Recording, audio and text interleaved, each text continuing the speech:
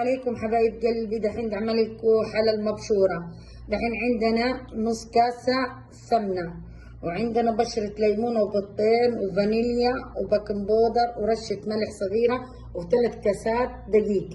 وخلوكم معايا حبايب، ولا تنسوني باللايكات والاشتراكات حبايب قلبي. لكم حبايبي لما خلطتها كلها مع بعض شوفوا كيف. دحين بدهن الصينية هذه شوية زيت واحط لها نتفة دقيق عشان لا تلزق المبشورة.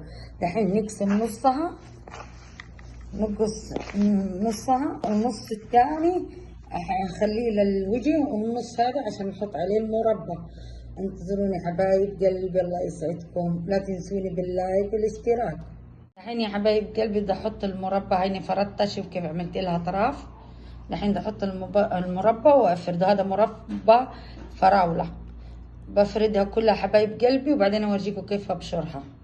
دحين العجينة اللي عملناها اللي قسمناها اهي، دحين عملتها في المبشرة وبعدين بدها هي فردتها وبحطها. معلش عشان انا بصور لوحدي، ما عندي حد يصور معايا، عشان كده بشرتها ما ورجيتكم.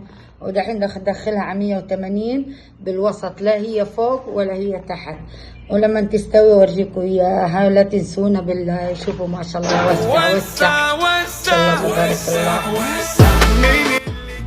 شوفوا حبايب قلبي، رجعت لكم بعد ما خبزتها.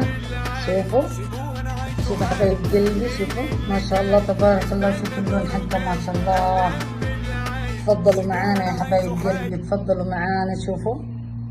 شوفوها طرية وبتهشهش، نفسي تدوقوها والله. شوفوا بالعافية بالعافية حبايب قلبي. لا تنسوني باللايك والاشتراك. كل عام وانتم بخير.